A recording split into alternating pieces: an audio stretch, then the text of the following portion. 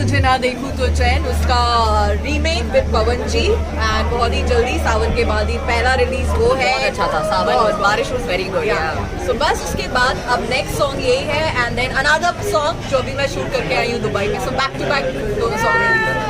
Yes, या बहुत reason to party for the upcoming projects for sure.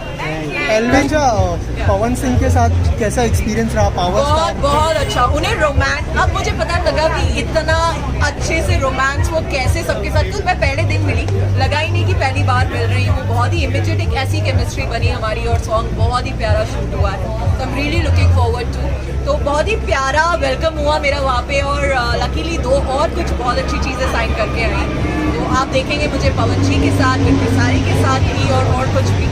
तो I am very happy कि कुछ बहुत टचवुड एक दिन भी बैठी नहीं हूँ जब से बिग बॉस से बाहर आई हूँ। कंटिन्यू काम आ रहा है, एंड सेकंड सीजन शूट कर रही हूँ। हनी ट्रैप का पहला सीजन बालाजी का बहुत हिट हो गया है, तो अभी सेकंड कर रही हूँ। सो बालाजी के साथ वापस काम करने का मौका मिल रहा है, तो very happy. Thank you thank you so much.